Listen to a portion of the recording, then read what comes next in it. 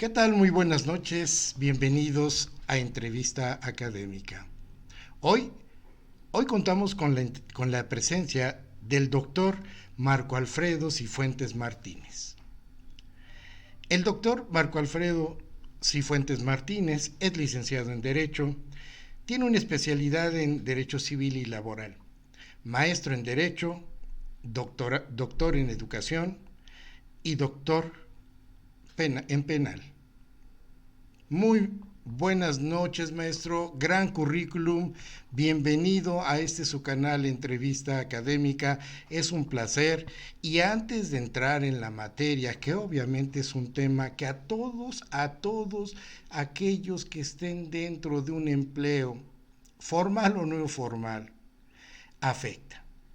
Entonces, quiero pedirle un favor, maestro, si nos puede dar una semblanza de su desarrollo profesional y académico. Buenas noches, maestro, adelante. Muchas gracias, maestro. Antes que cualquier otra cosa, agradecerle la invitación. Para mí es un honor estar con usted, platicar con usted. Lo admiro mucho, usted lo sabe, es un gran maestro, un gran abogado y de verdad que me llena de orgullo compartir con ustedes esta plática el día de hoy. Mi experiencia profesional ha sido gran parte en la administración pública, en la parte jurídica, en un despacho que tengo desde hace alrededor de 15 años. Se me fue ahorita cuántos años, pero ya son bastantes, llevando juicios en materia laboral, en materia civil, en materia familiar, que es lo que más tenemos en el despacho y en la administración pública. He tenido la oportunidad de estar en gobierno federal, en gobiernos municipales del Estado de México, que me ha permitido conocer eh, muchas áreas, que me ha permitido enriquecer el conocimiento y tomar la experiencia en muchas ramas. En la parte laboral, que es, yo siempre he dicho que es lo que más me gusta, lo que más me apasiona.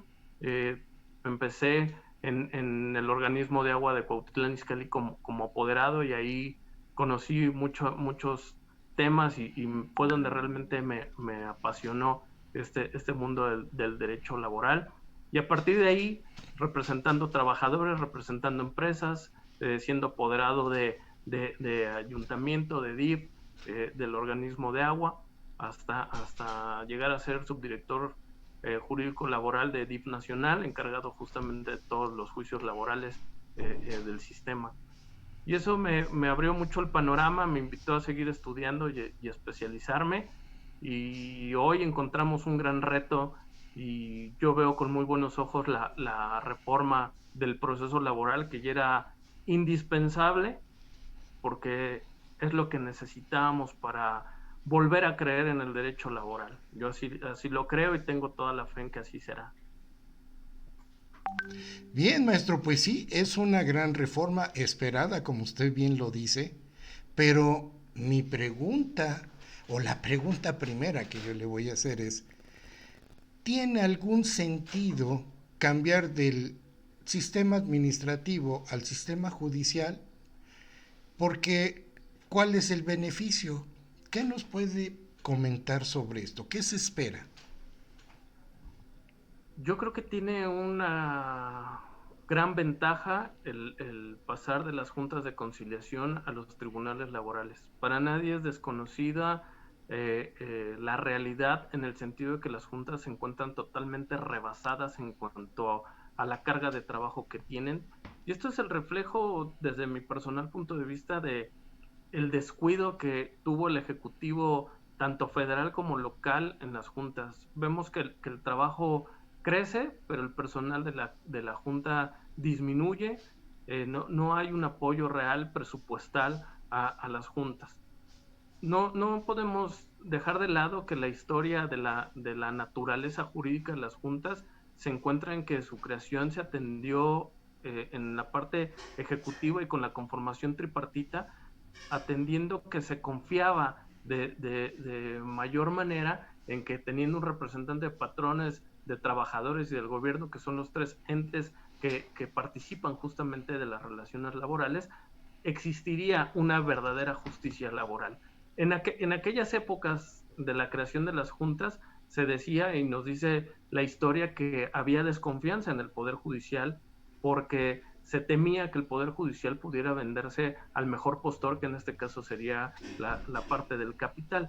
Hoy vemos un escenario totalmente distinto.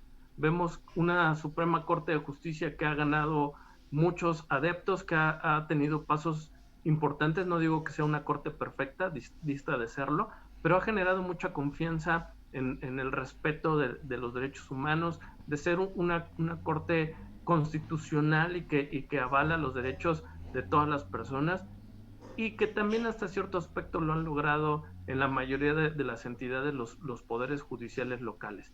Esa es la promesa que tenemos al día de hoy, de ser tribunales que puedan cumplir con la máxima de la expeditez, de la celeridad, de la transparencia que deben de tener los tribunales, y creo que se puede lograr.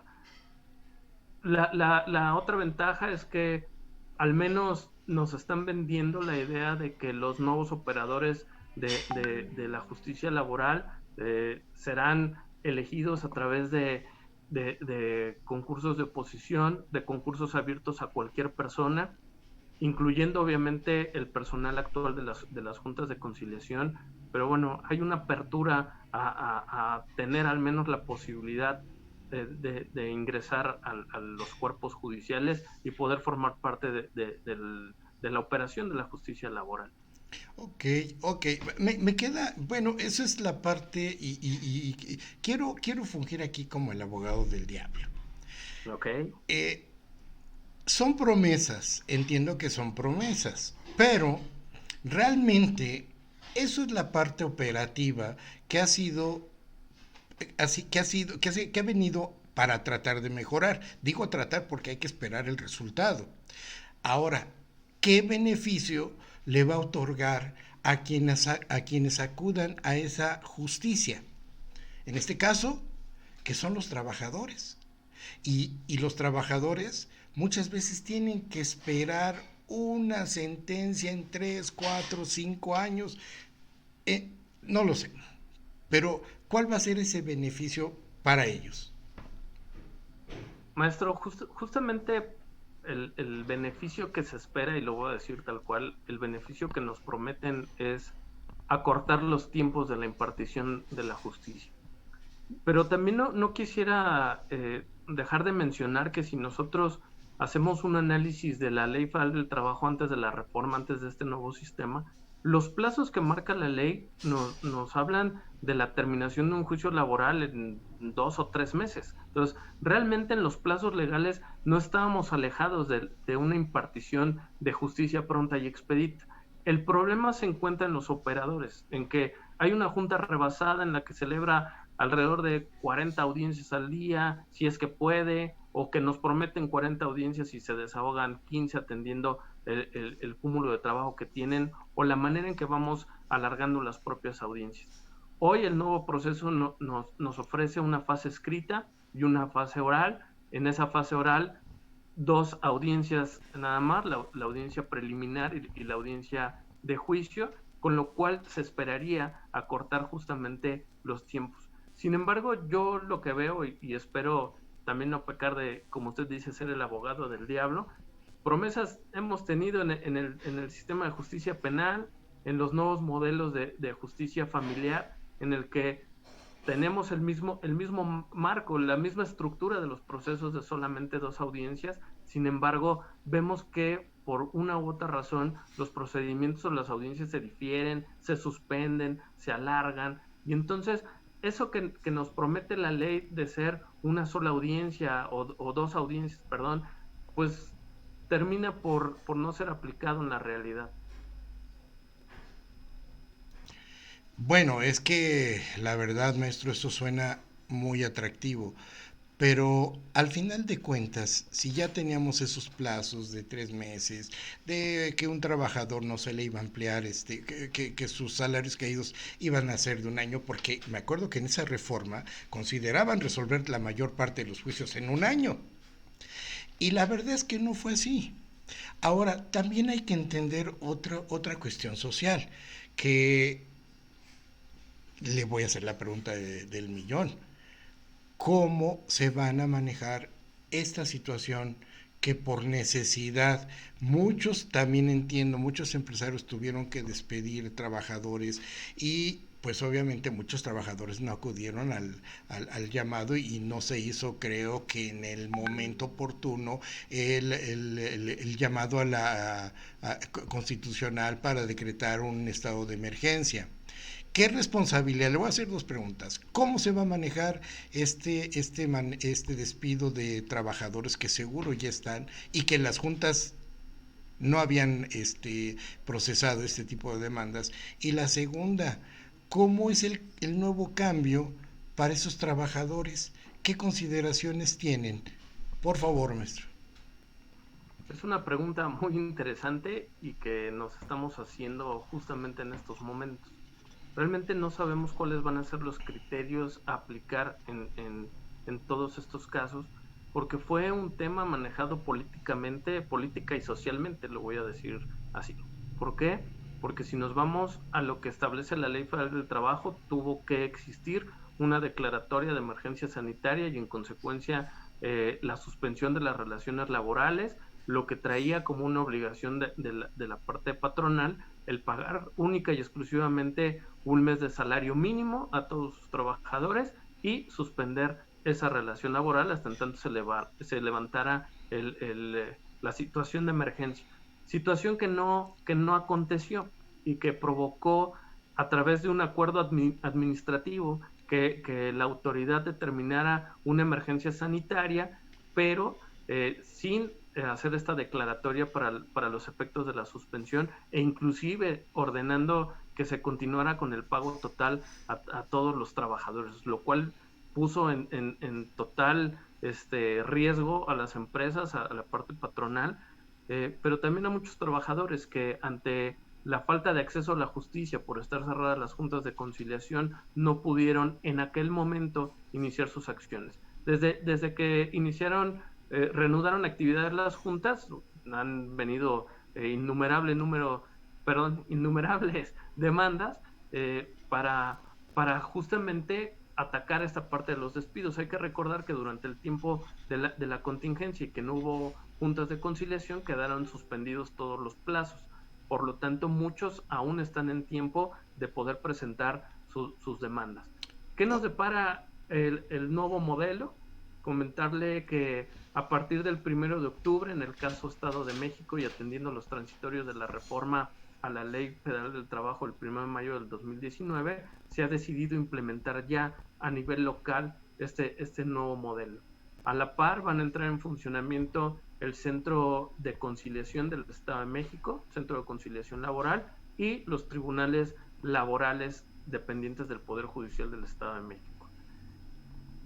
Yo creo que nos espera el conocer los nuevos criterios de los jueces laborales. Deberemos conocer quiénes van a ser, insisto, los nuevos operadores, si vienen con nuevos criterios, si dominan el tema, si lo conocen, etcétera. Que eso yo creo que va a ser parte fundamental del éxito o no de este nuevo sistema. Quién lo opere, quién llegue, qué conocimientos tenga al respecto. Y yo vuelvo a la insistencia de que al menos el nuevo modelo, y yo creo que en los primeros meses o en los primeros años nos mostrará una mayor agilidad en la tramitación de los juicios, pero creo que también me quedé pensando en la pregunta anterior, yo creo que también tenemos mucho que ver los abogados que representamos a las partes. Tenemos que quitarnos muchas mañas que traíamos ya, que sabíamos, que conocíamos cómo retardar procesos, cómo retardar audiencias, diligencias, etcétera.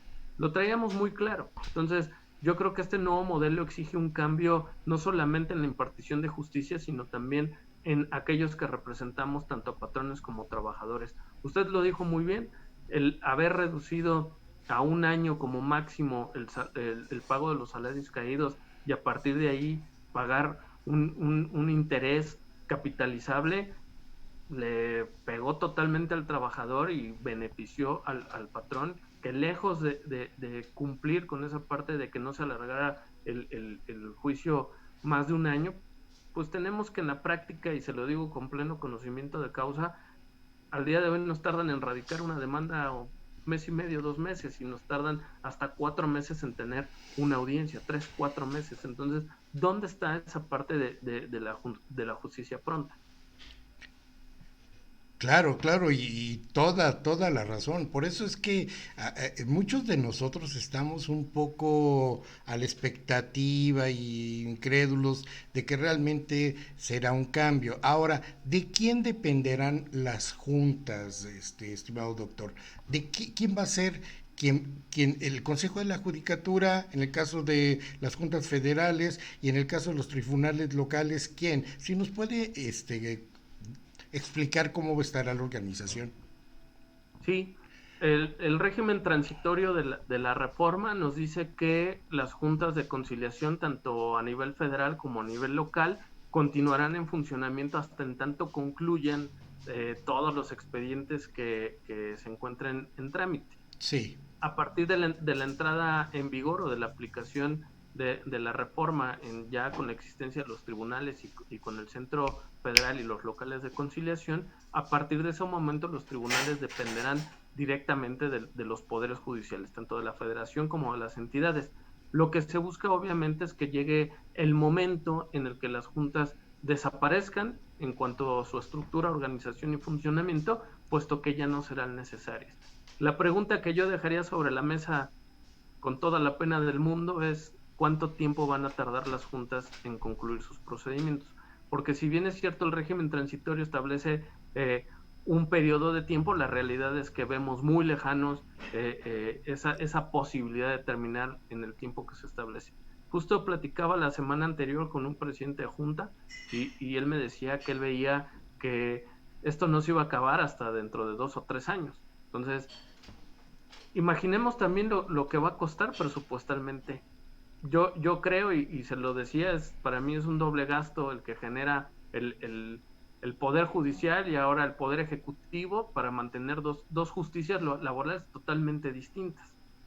claro, claro, claro. Y aquí me surge la duda, bueno, ¿y van a ocupar el mismo espacio? Yo en días, bueno, antes de que fuera el cierre de las juntas, visité la de Tlanepantla y vi que ya tenían ahí ciertos ya espacios adecuados para efectos de las juntas, de las audiencias. Entonces mi pregunta es, ¿van a ocupar el mismo espacio tanto los expedientes nuevos que ingresen a partir del 1 de octubre y los presidentes de las juntas y los jueces? Porque entiendo que van a ser jueces. Sí, van a ser jueces los que encabecen los juzgados laborales. Y la respuesta es no, no van a estar en el mismo espacio físico. Las juntas de conciliación continuarán hasta en tanto concluyan sus funciones en donde se encuentran y se habilitarán espacios y ya se está haciendo en varios edificios sede del Poder Judicial, tanto del Estado como los federales, las adecuaciones para instalar los nuevos tribunales laborales. Por ejemplo, para citar algo, los de Tlanepantla, ¿dónde van a estar? Tengo entendido que en el edificio del Poder Judicial del Estado con residencia en Tlanepantla, ahí en el municipio, van a instalar un juzgado laboral. Ok, ok. Y lo que más me preocupa a mí, la Ciudad de México. Porque pues no termina de morir el sistema del 2008, del 2006 y siguen ahí arrastrando tanto civil, penal, o sea, es preocupante la Ciudad de México. ¿Usted qué nos pudiera aportar sobre la Ciudad de México? Yo creo que la Ciudad de México tiene, me atrevería a decir, el doble de carga de trabajo que el Estado, ¿no? Y por obvias razones en cuanto a dimensiones, en cuanto a actividades económicas, etcétera. Al final es la capital de la República y en consecuencia el número de población, el número de centros de trabajo es inmenso.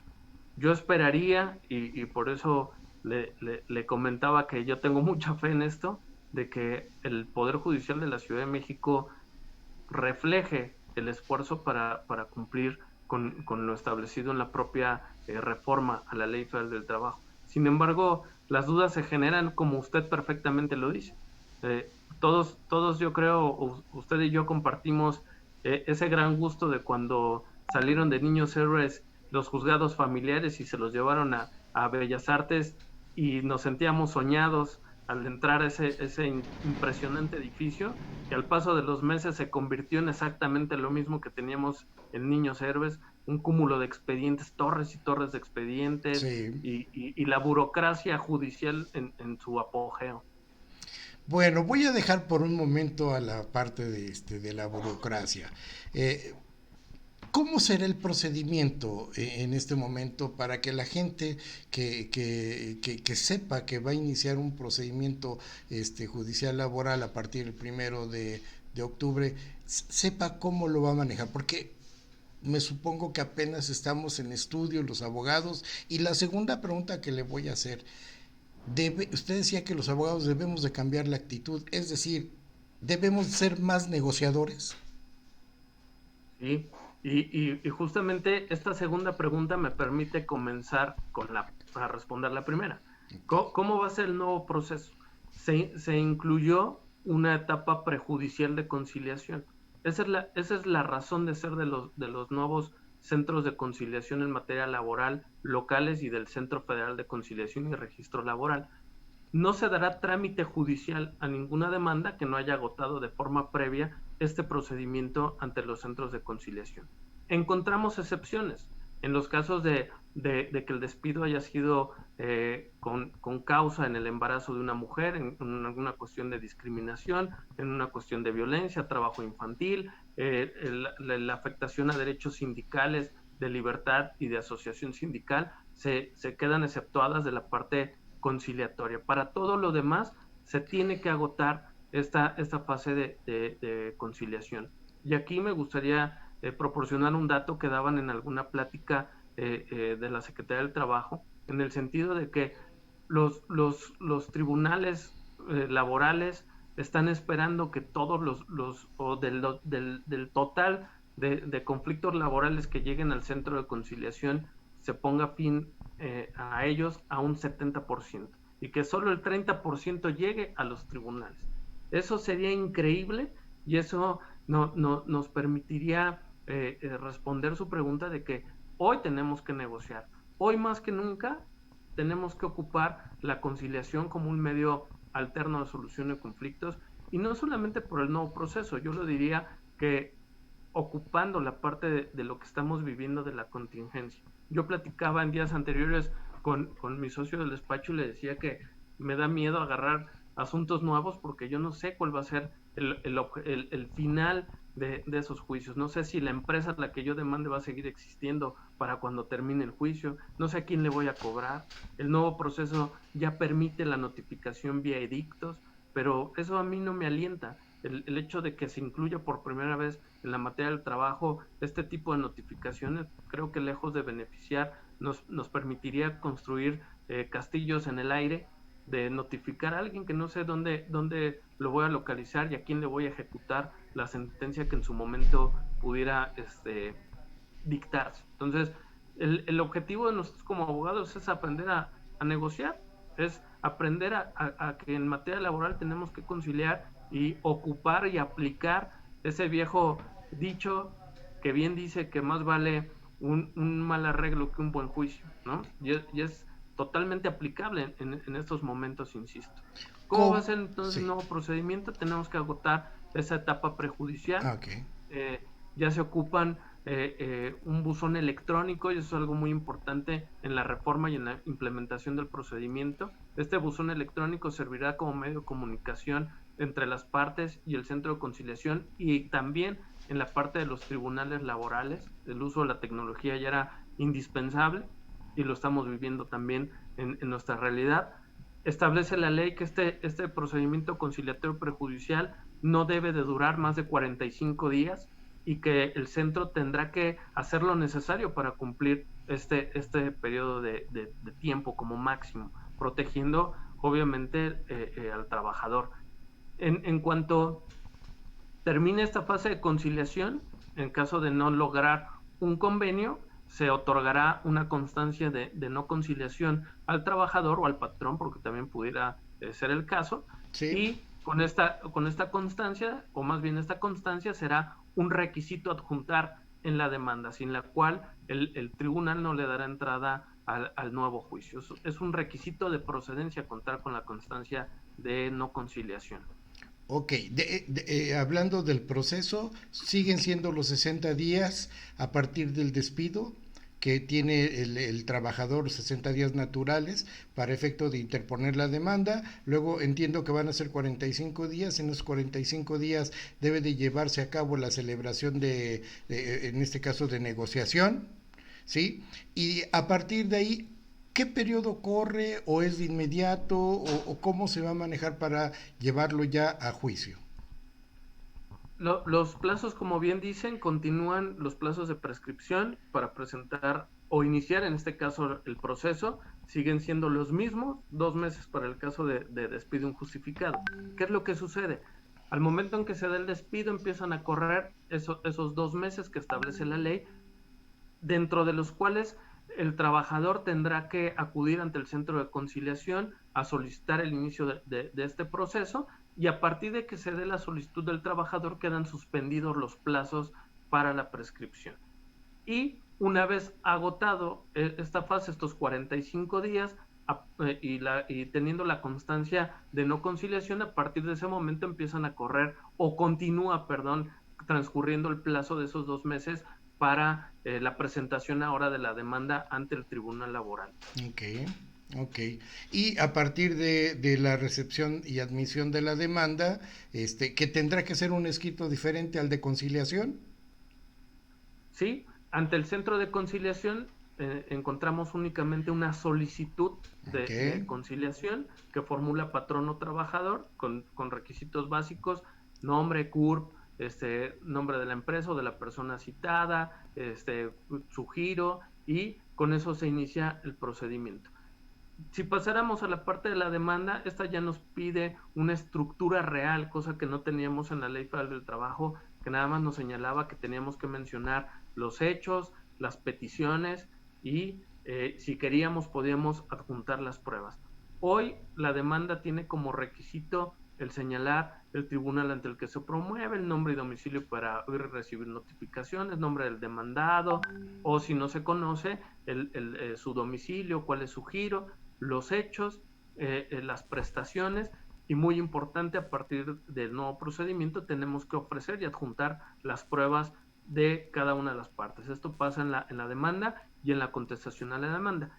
Y como les mencionaba, un requisito de procedencia adjuntar en la demanda será necesariamente la constancia de no conciliación. bueno, entonces si mi pregunta sería, ¿sigue funcionando la famosa carta poder? ¿Sí? Eh, Funciona la carta poder a partir de la demanda. Y qué bueno que lo menciona, porque en la parte de la conciliación incluye la ley, a partir de la reforma, la figura de la persona de confianza, que esto es algo que habíamos dejado atrás en la parte penal y que ahora lo retoma la materia laboral. Inclusive en la propia ley se hace mención de que nosotros como abogados no fungiremos como un apoderado, sino única y exclusivamente como una persona de confianza que pueda acompañar al trabajador en la etapa de conciliación. Sin embargo, esto tiene cierta lógica. Esta es que si estamos en una fase de conciliación, las partes tienen que acudir de forma personal y tomar las decisiones, obviamente con la asesoría y con la guía del abogado, pero son ellos los que deben de tomar esa decisión. Por eso no veo tan errónea esta parte de mencionar a la figura de persona de confianza, porque al final de cuentas, hoy en una conciliación en materia laboral, pues a veces los abogados somos los que entrampamos las cosas, ¿no? Y a veces por 5,000 pesos no llegamos a una conciliación, por más absurdo que parezca.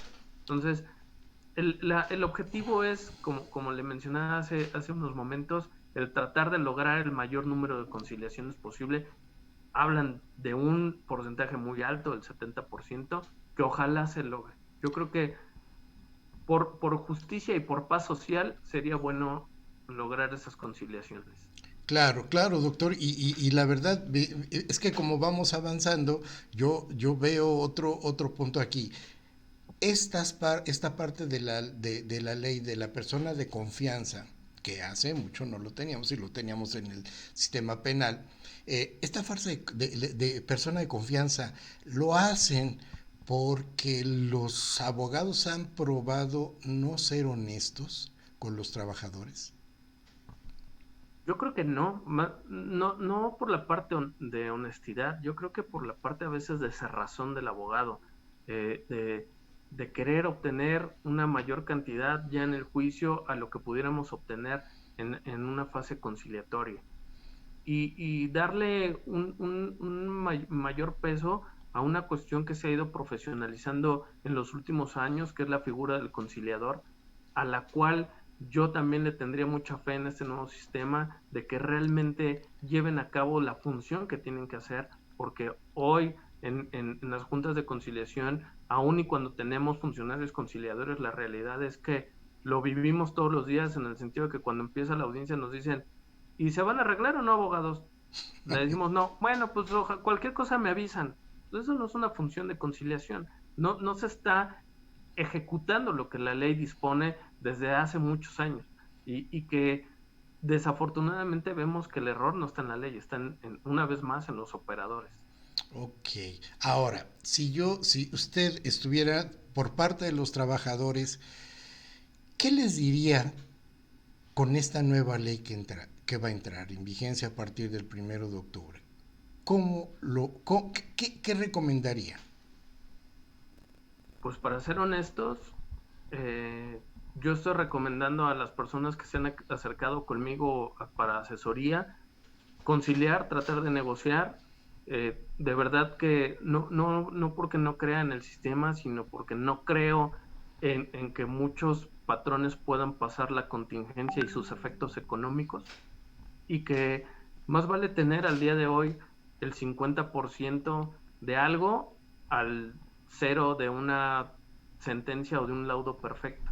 Y eso es algo que no podemos perder de vista y que la gente, los trabajadores deben de entender en estos momentos. Hay una máxima que ocupamos los laboralistas y seguramente en otras materias, que es, no es lo mismo un laudo ganado que un laudo cobrado. Claro, Pudiéramos tener un laudo millonario y no cobrarlo. claro. Y yo creo que ese es un escenario nada alejado de lo que será la nueva realidad o la Sí. nueva normalidad, atendiendo toda esta situación económica y social que estamos viviendo. Sí, ahora esto también nos dará pauta, doctor, a que muchas empresas traten de cerrar, para evitar sí, evitar el cumplimiento laboral que tiene, ¿no? Entonces, como usted bien lo decía, no sabemos a quién vamos a notificar, cómo lo vamos a notificar. Ahora, algo que me llamó la atención y no le he preguntado sobre los edictos, ¿qué plazo se da en la ley para efecto de la continuación del procedimiento judicial a partir del vencimiento de los edictos? ¿O cuánto es el periodo de estos edictos? Porque en materia civil puede ser hasta 30, 90 días dependiendo. Así es, queda abierto porque la ley dice hasta 45 días, y aquí lo curioso es que solamente serán dos edictos que se publicarán por 2 días consecutivos, o perdón, con 2 días de diferencia, cada tercer día, por mejor decirlo, y a partir de ese momento el plazo que establezca el tribunal para que comparezca la parte demandada. Sin embargo, yo con quien he platicado este punto lo ejemplifico con lo mismo que sucedería con una pensión alimenticia. Si bien es cierto, puedo notificar o emplazar al demandado a través de un edicto, pues de eso no me sirve de absolutamente nada tener una sentencia o tener una medida provisional de una pensión alimenticia que no sé a quién le voy a cobrar.